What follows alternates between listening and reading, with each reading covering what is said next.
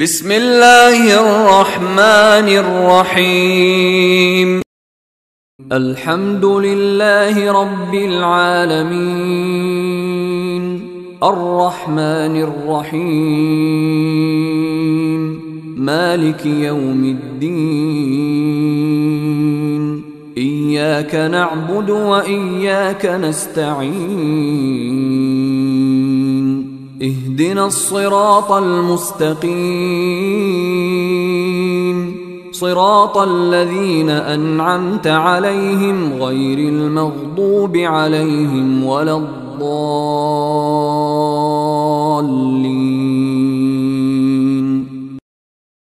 أعوذ بالله من الشيطان الرجيم. بسم الله الرحمن الرحيم. شهر رمضان الذي أنزل فيه القرآن هدى للناس وبينات من الهدى والفرقان. بزرگوں، دوستوں، عزیزوں، میں سب سے پہلے اللہ تعالیٰ کی اس بارگاہ میں ان چہروں، ان شخصوں، مرد و خواتین کا استقبال کرتا ہوں جو اللہ تعالیٰ کی عبادت کے لیے یہاں جمع ہیں. باقی آپ بہت خوش نصیب ہیں، بہت باسعادت ہیں کہ اللہ تعالیٰ نے آپ کو اور مجھے توفیق دیا کہ ہم اللہ کے بارگاہ میں جمع ہوں. آپ جانتے ہیں کہ صحیح مسلم کی حدیث ہے، اللہ کے رسول صلی اللہ علیہ وسلم کہیں گے این الجیران، میرے پڑوسی کہاں ہیں؟ یعنی اللہ تعالیٰ کہیں گے کہ میرے نیبرس کہاں ہیں.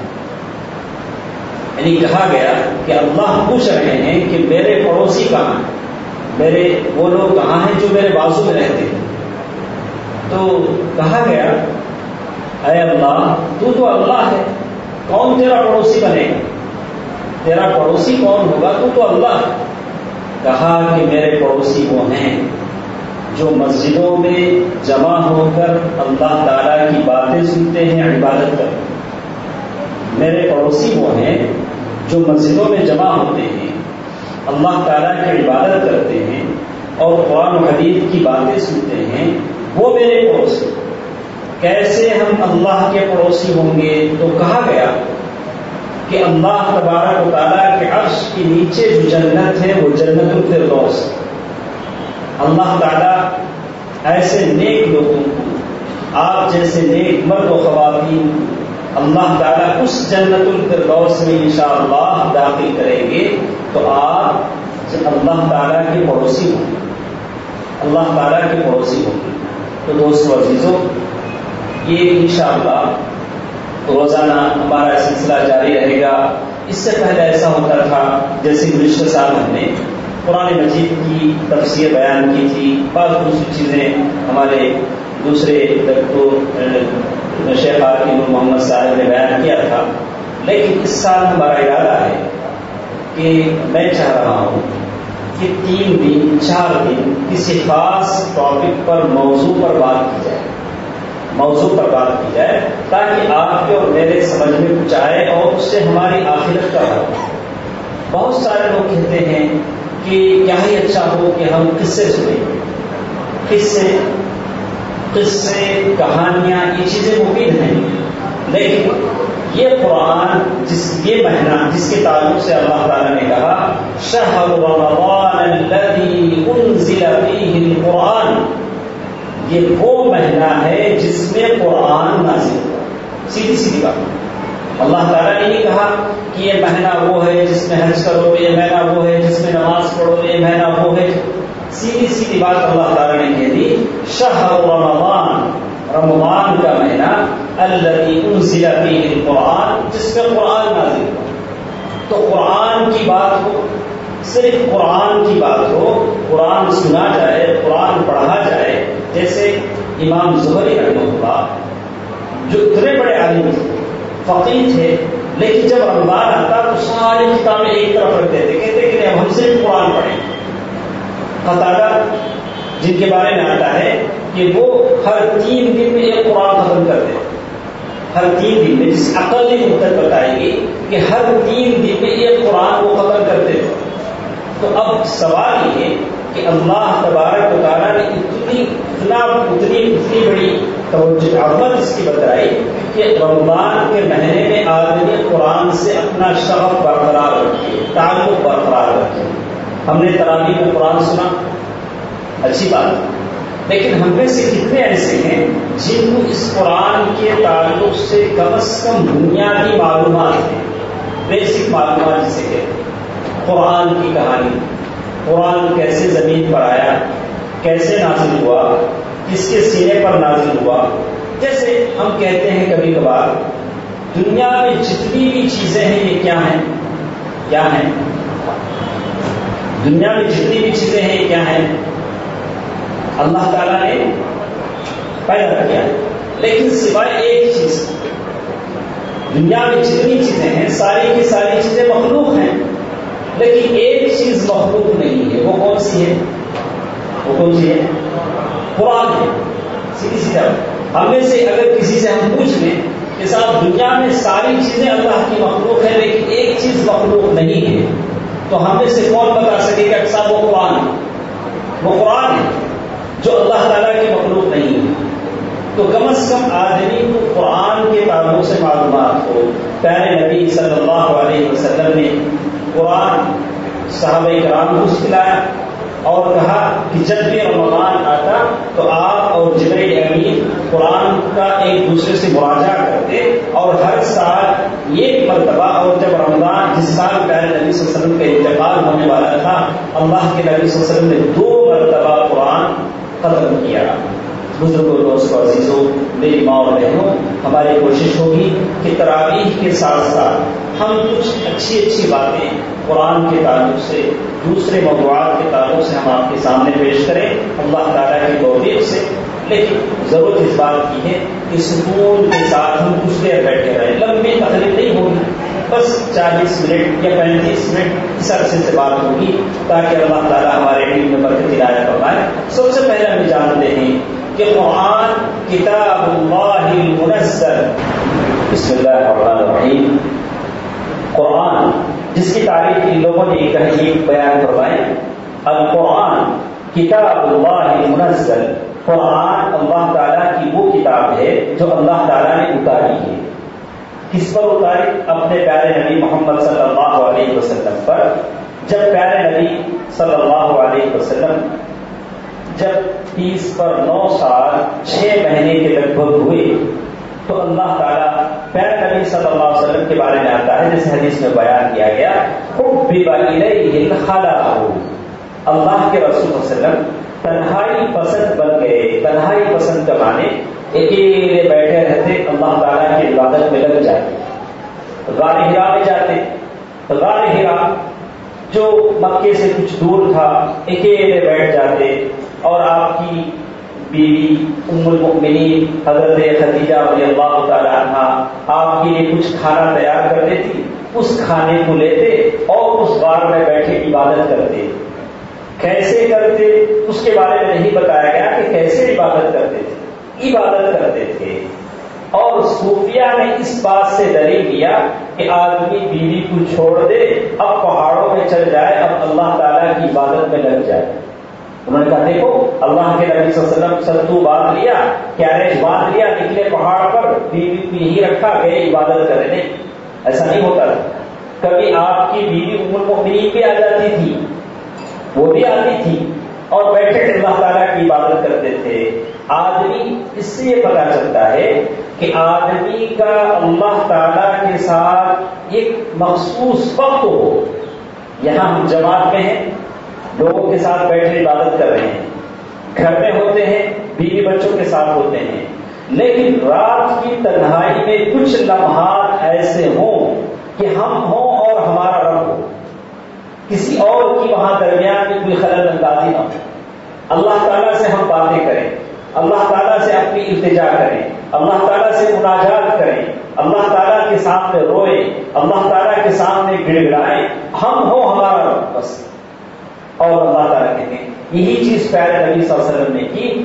اللہ تعالیٰ کی عبادت کرتے رہے یہاں تک کہ 30 پر 9 سال 6 مہینے کی عمر ہوئی تو اللہ تعالیٰ کی طرف سے جبرائیل امین آئے اور پہلی آیت قرآن مجید کی نازل ہوئی. اعوذ باللہ من الشیطان الرجیم بسم اللہ الرحمن الرحیم اقرأ باسم ربک الذی خلق. اے اللہ کے نبی پڑھیے بسم ربک الذی خلق، اس اللہ کے نام سے جس نے تمہیں پیدا کیا. اب پیارے نبی صلی اللہ علیہ وسلم نے کہا کہ ماں انا بقاری، ارے میں تو پڑھنا نہیں آتا. پہلے اس نے پڑھو کہا، جب 3 مرتبہ دبایا تو یہ آیتیں پیارے نبی صلی اللہ علیہ وسلم پڑھنے لگے جو فرشتے نے پڑھایا. اور پھر اللہ کے رسول صلی اللہ علیہ وسلم پڑھنے میں جلدی کرتے تھے، یعنی جیسے فرشتہ بولتا تھا جب دوسری مرتبہ وحی آئی تو اللہ کے رسول صلی اللہ علیہ وسلم جلدی جلدی پڑھتے تھے. تو اللہ تعالیٰ نے کہا کہ جلدی مت پڑھیے، ہم آپ کو پڑھنا سکھائیں گے. وَنُثَبِّتُ بِهِ فُؤَادَكَ وَرَتَّلْنَاهُ تَرْتِيلًا. اے اللہ کے نبی آہستہ آہستہ پڑھیے، اس قرآن کو ہم تمہارے دل میں بٹھا دیں گے، آہستہ آہستہ پڑھیے. تو دوستو عزیزو، اسی لیے آپ حضرات کی کوشش ہوتی ہے کہ اس آیات جسے میں پہنچ کر تراویح کی نماز پڑھے، اور اللہ کی اعانت سے پوری کوشش یہاں کی انتظامیہ نے کیا کہ سنت کے مطابق تراویح کی نماز پڑھی جائے، جلد نہیں کہ اتنی تیزی سے نہیں. اور اس تیزی سے پڑھنے کو پیارے نبی صلی اللہ علیہ وسلم نے منع فرمایا کہ آدمی قرآن پڑھے سوچ سمجھ کر پڑھے، ایسا الٹا پلٹا نہ پڑھے. اللہ تعالیٰ کی کتاب ہے، آدمی سوچ سمجھ کر پڑھے. اور 23 سال 23 ایئرس کے عرصے میں پورا قرآن مجید اللہ کے رسول صلی اللہ علیہ وسلم کے سینے پر نازل ہوا. اور کہتے ہیں کہ اتنی سختی کے ساتھ نازل ہوتا تھا، فرشتہ جب قرآن لے کر آتا تو بالکل سردی کے زمانے میں پیارے نبی صلی اللہ علیہ وسلم پسینے سے شرابور ہو جاتے. اگر اونٹ پر سوار ہوتے، اللہ تعالیٰ کی طرف سے وحی آتی تو کھڑا ہوا اونٹ بیٹھ جاتا تھا. صحابی رسول کہتے ہیں کہ میرے پیر پر جب اللہ کے رسول اللہ نے سر رکھا ہوا تھا اور وحی نازل ہوا تو ایسا محسوس ہوا کہ میرا پیر ٹوٹ جائے. یعنی وحی اس طرح گرا ہوتی تھی پیارے نبی صلی اللہ علیہ وسلم پر. اللہ کے رسول صلی اللہ علیہ وسلم بالکل پسینے سے شرابور ہو جاتے تھے. اور اس طرح پورا قرآن پیارے نبی صلی اللہ علیہ وسلم پر نازل ہوا. اور صحابہ کرام نے اس قرآن کو لکھا، ہڈیوں پر لکھا، پتوں پر لکھا، چپڑوں پر لکھا، جو چیزیں آتی گئی اس پر وہ قرآن لکھتے گئے. لیکن ایک جگہ قرآن جمع نہیں تھا. کسی کو کچھ قرآن یاد تھا، کسی کو کچھ قرآن یاد تھا، اور حفاظ کرام تھے جو قرآن پڑھاتے تھے، اور لیکن جمع نہیں کیا گیا تھا. اس طرح قرآن کی شکل نہیں دی گئی، قرآن کی یہ شکل نہیں دی گئی تھی. تو دوستو عزیزو، اللہ کے رسول صلی اللہ علیہ وسلم نے صحابہ کرام کو قرآن یاد کرنے کی ترغیب دی، قرآن پڑھنے کی ترغیب دی.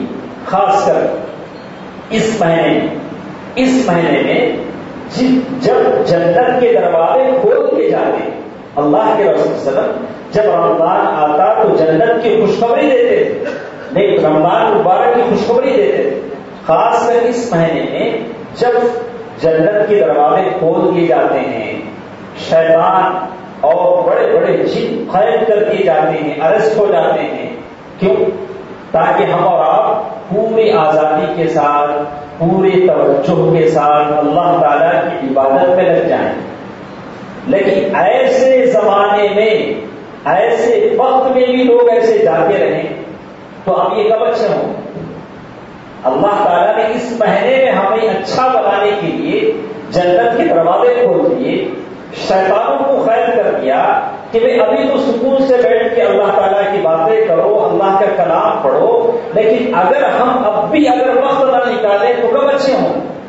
کہا کہ بہت بد نصیب ہے وہ شخص جس پر پیارے نبی صلی اللہ علیہ وسلم اللہ نے بددعا کی، اور پیارے نبی صلی اللہ علیہ وسلم اور جبرائیل امین نے آمین کہا. ایسے شخص پر رمضان جس کو مل جائے لیکن وہ اپنی مغفرت نہ کروا سکے. اللہ اکبر. رمضان جس کو مل جائے لیکن وہ اپنی مغفرت نہ کروا سکے تو اس سے بڑھ کر بدنصیب کون؟ یہ باتیں بتائیں گی کہ ارے ہم نے تو جنت کے دروازے تمہارے لیے کھول دیے، جنت کے دروازے ہمیشہ نہیں کھلتے. اللہ تعالیٰ نے قرآن مجید میں ارشاد فرمایا لا تفتح لهم ابواب السماء ولا يدخلون الجنہ حتى يلج الجمل في سم الخياط. یہ رمضان المبارک کا مبارک مہینہ ہے جس کی مناسبت سے جنت کے دروازے کھلے گئے.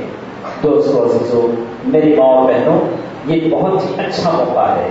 جب بھی رمضان آتا ہے تو ہم یہ سمجھتے ہیں کہ یہ ہمارا آخری رمضان ہے. ہر رمضان کو ہم نے اسی سمجھا کہ یہ ہمارا آخری رمضان ہے. لیکن بہت خوش نصیب ہے ہم میں سے وہ شخص جو اس رمضان کی باسعادت راتوں میں اللہ تعالیٰ کی عبادت کرے اور اللہ تعالیٰ کی رضا حاصل کرنے کی کوشش کرے. تو جیسے ہم بات کر رہے تھے قرآن مجید کی، اللہ کے رسول صلی اللہ علیہ وسلم پر جو قرآن مجید نازل ہوا، اللہ تعالیٰ نے اس کے لیے کہا شہر رمضان الذی انزل فیہ القرآن ہدی للناس. یہ قرآن باعث ہدایت، آپ کو ہدایت کے راستے پر لے جاتا ہے، سیدھا راستہ بتاتا ہے، سارے لوگوں کی ہدایت. ہدی للناس وبینات من الہدی والفرقان، اور ایسے واضح نشانیاں ہیں جو حق اور باطل میں فرق کرتی، تمیز کرتی. من الہدی والفرقان. اور یہ قرآن جس نے یہ پڑھا اللہ تعالیٰ نے اسے ترقی کی بلندیوں پر پہنچا دیا، اور جس نے قرآن پڑھنا چھوڑ دیا اللہ تعالیٰ نے اسے ذلت سے ہمکنار کر دیا. دوستو عزیزو بہت ساری باتیں ہمارے ساتھ درسوں میں آئیں گی، لیکن پھر ایک بات میں آپ سے کہتا ہوں کہ رمضان مبارک کی ان مبارک گھڑیوں کی قدر کیجیے، اور پھر اس کے لیے ضروری ہے کہ سب سے پہلے اپنے دل کو صاف کیا جائے، اپنی دل کی اصلاح کی جائے. اپنا دل صاف ہوتا ہے تو اللہ تعالیٰ کی قربت حاصل ہوتی ہے. جو شخص دل صاف کرتا ہے اللہ تعالیٰ اسے اپنے قریب کرتے ہیں. جیسے اللہ تعالیٰ حدیث قدسی میں کہا گیا میں بندے کے ساتھ ویسے ہوں جیسے بندہ میرے ساتھ گمان کرتا ہے، جیسے بندہ مجھے سمجھتا ہے میں اس کے ساتھ ویسے کرتا ہوں. اور بندہ میرے طرف ایک بارش آتا ہے تو میں اس کی طرف ایک گز آتا ہوں. اگر وہ میری طرف کہا بتاتے کہا کہ اگر وہ میری طرف چل کر آتا ہے تو میں اس کی طرف دوڑ کر آتا ہوں. اتیتہ ہرولا، میں اس کی طرف دوڑ کر آتا ہوں. اللہ اکبر، اللہ تعالیٰ ہماری طرف آ رہے ہیں، دوڑ کر آ رہے ہیں. اتیتہ ہرولا. لیکن ضرورت اس بات کی ہے کہ ہم اپنے آپ کو تیار کر لیں. رمضان مبارک کے مبارک مہینے میں اپنے آپ کو تیار کر لیں کہ اس مہینے میں ہماری بخشش ہوگی، اس مہینے میں ہم اللہ کو راضی کر لیں گے، زیادہ سے زیادہ قرآن مجید کی تلاوت کریں گے. امام احمد بن حنبل اتنے بڑے حدیث کے امام اہل سنہ جب رمضان مبارک کا مہینہ آتا تھا تو حدیث ترک کر دیتے تھے اور پھر قرآن پڑھنے لگ جاتے، قرآن پڑھنے بیٹھ جاتے، حدیث نہیں پڑھاتے. امام زہری اور قتادہ یہ ایسے لوگ تھے جو بڑے بڑے ائمہ مانے جاتے تھے. تو ہم یہ کام کریں کہ رمضان مبارک میں جس کو قرآن پڑھنا نہیں آتا وہ قرآن سیکھنے کی کوشش کریں. انشاءاللہ ہم جیسے آپ جانتے ہیں کہ ہر دن فجر کے بعد ہم لوگ بیٹھ کر قرآن کا مراجعہ کرتے ہیں. آپ میں سے کسی بھائی کو قرآن پڑھنا نہیں آتا ہے تو وہ کوشش کرے کہ ہمارے ساتھ بیٹھ کر قرآن پڑھنا سیکھے. رمضان کا بہترین موقع آپ کے لیے. لیکن دھوکے میں نہ جائیں. بہت سارے لوگ کہتے ہیں کوئی بات نہیں، قرآن پڑھنے نہیں آتا تو کوئی بات نہیں، ایسا کرو کہ قرآن کھولو بس ایسے انگلی پھیرتے رہو، قرآن کے آیتوں پر انگلی پھیرتے رہو، قرآن پڑھنے کا ثواب مل جائے. یہ جھوٹی کہانیاں ہیں. اللہ کے رسول صلی اللہ علیہ وسلم نے ایسی بات نہیں کہی. آدمی کو وَلَقَدْ يَسَّرْنَا الْقُرْآنَ لِلذِّكْرِ فَهَلْ مِن مُدَّكِرٍ. کوئی ایسا ہے جو قرآن سے نصیحت حاصل کرے. وَلَقَدْ يَسَّرْنَا الْقُرْآنَ، ہم نے قرآن کو بہت آسان کیا. آپ اپنے دل پر ہاتھ رکھ کر کہیے کہ ہم میں سے کتنے ایسے لوگ ہیں جو قرآن پڑھنا جانتے ہیں، جو قرآن پڑھنا جانتے ہیں، ترجمے کے ساتھ پڑھتے ہیں. تو رمضان مبارک کا مہینہ قرآن مجید کا مہینہ ہے. یہ قرآن سکھانے کے لیے آتا ہے. تو ہم اس بات کی کوشش کریں کہ قرآن سے اپنے تعلق کو بڑھائیں. اسی لیے حضرت عثمان غنی رضی اللہ تعالیٰ عنہ نے فرمایا کہ اگر تم اپنے ایمان کو جانچنا چاہو، کیسے؟ اگر تم یہ پتہ لگانا چاہو کہ تمہارا ایمان کتنا ہے، تمہارا ایمان کتنا ہے، تو کیا کرو؟ دیکھو کہ قرآن سے تمہارا کتنا تعلق ہے. قرآن سے تمہارا تعلق جتنا گہرا ہے تمہارا ایمان اتنا گہرا ہے. قرآن سے تم جتنے بیزار ہو، ارے لوگ بیٹھے، یہ 1 گھنٹہ آدمی بیٹھا ذکر کرتا ہے لیکن 10 آیتیں پڑھ نہیں پاتا. قرآن کھول کر 10 آیتیں پڑھنے سے اسے بیزاری محسوس ہوتی ہے، لیکن 1 گھنٹہ بیٹھے تسبیح بیان کرے گا نہیں.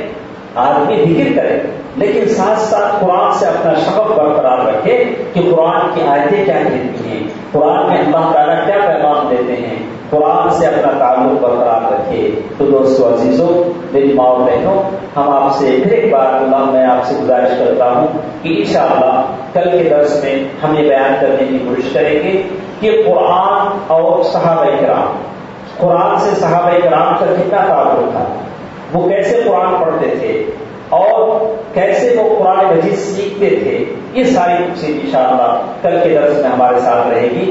قرآن کا حق صحابہ کرام نے کیسے ادا کیا اور قرآن کا حق کیا ہے جس کو صحابہ کرام نے کیسے ادا کیا، انشاءاللہ کل کے درس میں ہم سنیں گے.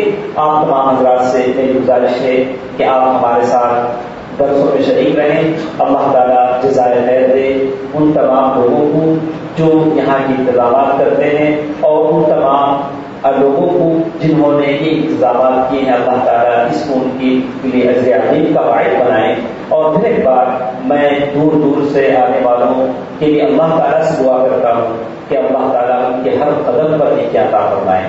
نیکی کی تلاش میں، صحیح عبادت کی تلاش میں، پتہ نہیں دور دور سے لوگ آتے ہیں کہ یہاں صحیح عبادت ہوتی ہے، صحیح باتیں ہوتی ہیں. واللہ آپ کی ہر قدم پر آپ کو نیکی ملے گی. ان اللہ لا یضیع اجر المحسنین. اللہ تعالیٰ نیکی کرنے والوں کا اجر ہرگز ضائع نہیں کرتے. اللہ تعالیٰ ضرور آپ کا اجر عنایت فرمائیں گے. اللہ تعالیٰ سے دعا ہے کہ اللہ تعالیٰ اس محفل کو بابرکت بنائے. ان اللہ وملائکتہ یصلون علی النبی یا ایھا الذین آمنوا صلوا علیہ وسلموا تسلیما. اللهم صل علی محمد وعلى آل محمد كما صليت على ابراہیم وعلى آل ابراہیم انك حمید مجید. اللهم بارک علی محمد وعلى آل محمد كما باركت على ابراہیم وعلى آل ابراہیم انك حمید مجید. برحمتك یا ارحم الراحمین. والحمد للہ رب العالمین. والسلام علیکم ورحمۃ اللہ وبرکاتہ.